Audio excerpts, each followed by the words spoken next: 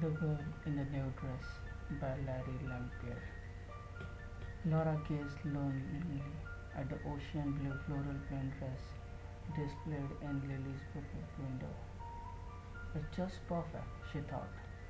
She went in the store and stood over the counter. On the shelf above the case register, a portable radio played a song that tugged her heartstring. When lady behind the counter asked Laura if she could help her, she said that she would like to try on the blue dress in the window.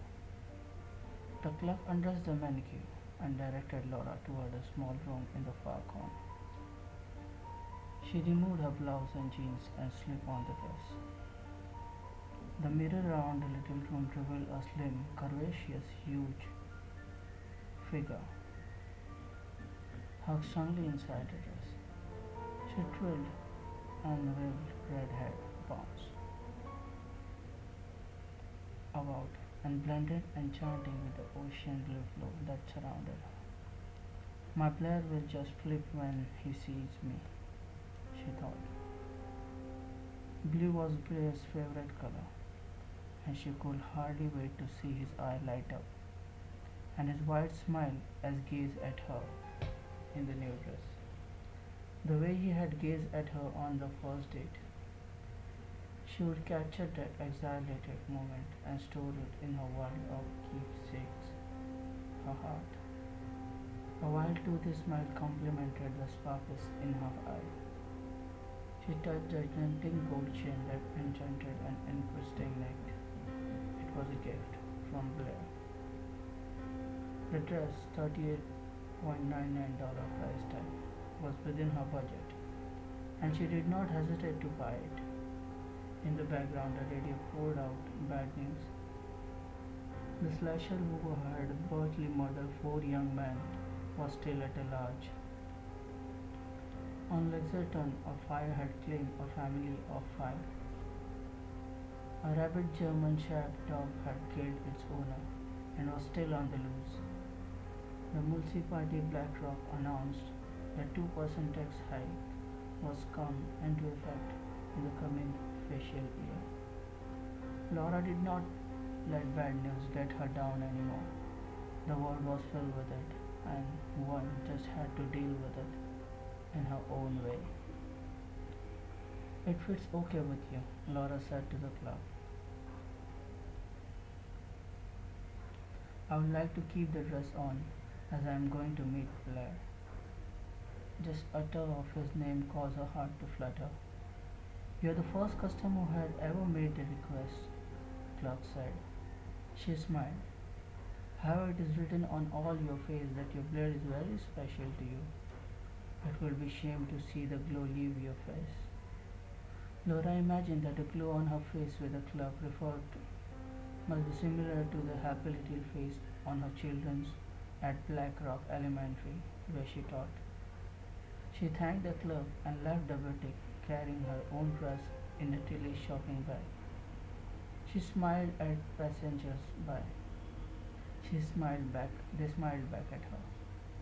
She reached her car, a blue neon, and was about to get in when she saw an old lady limping slowly across the street towards the Tilly's parking lot.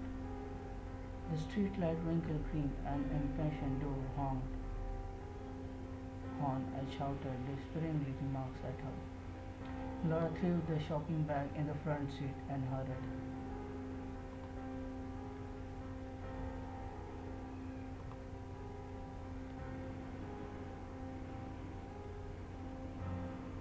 towards the old lady. Let me help you, she said, holding out her arm. The old lady looked up in surprise. She was maybe in her 70s.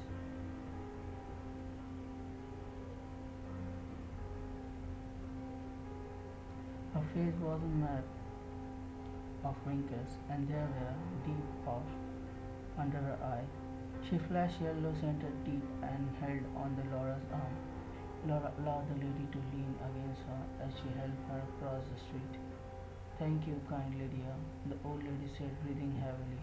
No one has done a kind deed for me in a year. Her voice was meaning of sadness and grief. It was my pleasure, Laura said. Oh my, the old lady exclaimed. What a lovely dress. Her face suddenly lit up. Oh, I recognize that look on your face. You're in love. You deserve to be loved. Laura tingled all over. She leaned forward and kissed the old lady on the cheek. You have a nice day. Bye. She turned and went back to the neon. When she got the car moving, she turned on the radio. Laura Neostrad, amazed, drew a joyous squeal from her. They're playing our song, Blair, she said out loud, as if he were sitting beside her.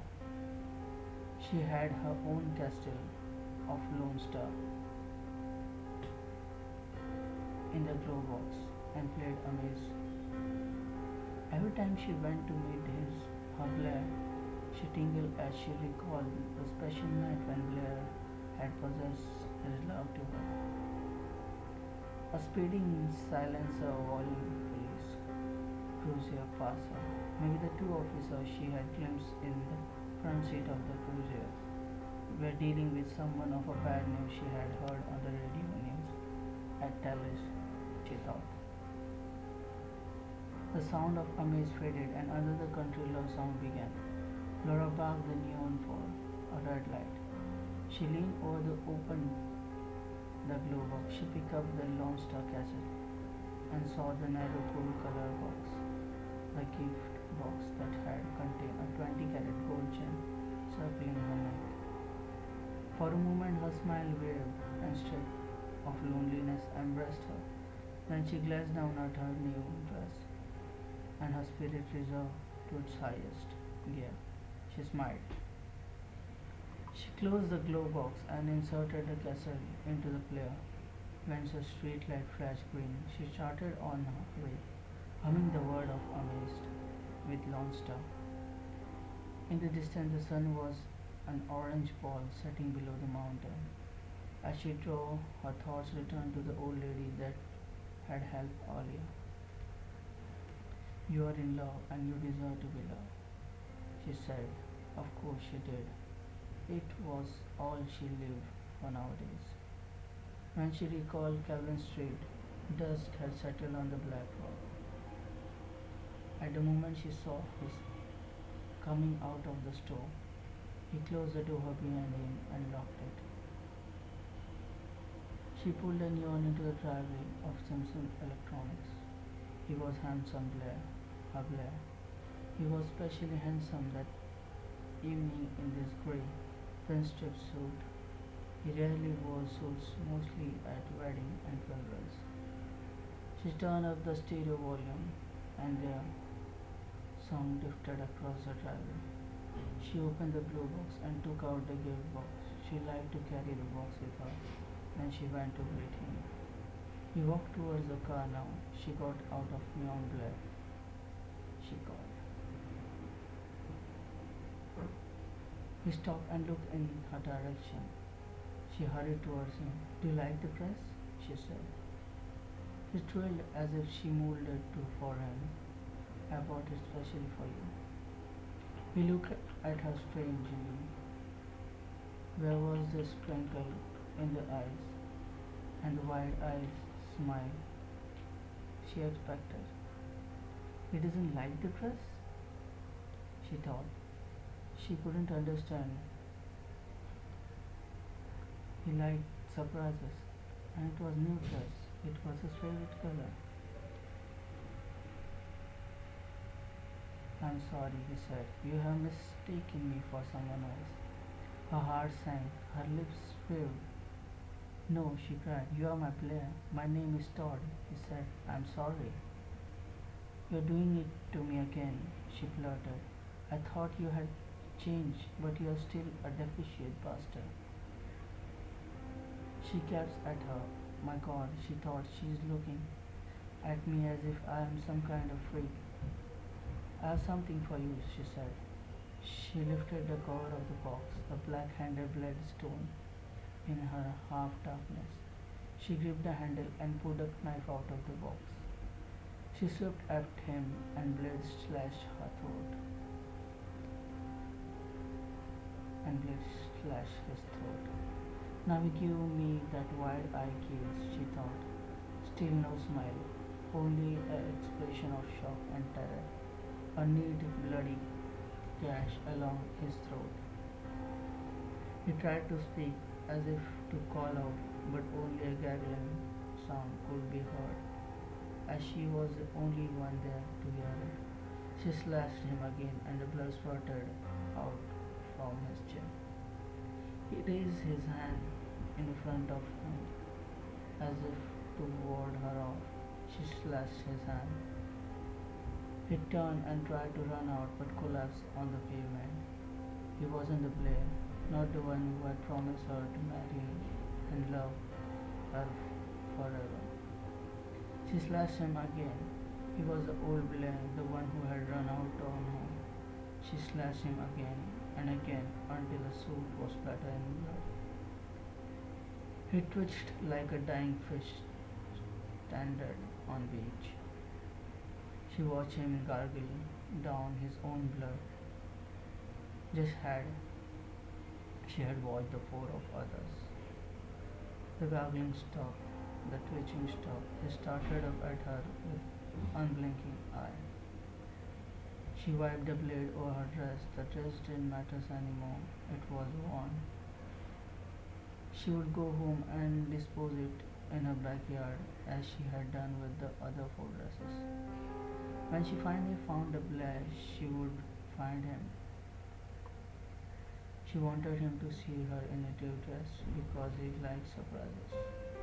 His eyes would light up and would give her the broad smile she adored. That is how she would know her Blair from the deceitful one. Until then, she had the happy faces of her children to fill the void. She picked up the box and put a knife in it and returned to the neon. She pulled out of the dragon, humming the words to their song. She was in love and she deserved to be loved.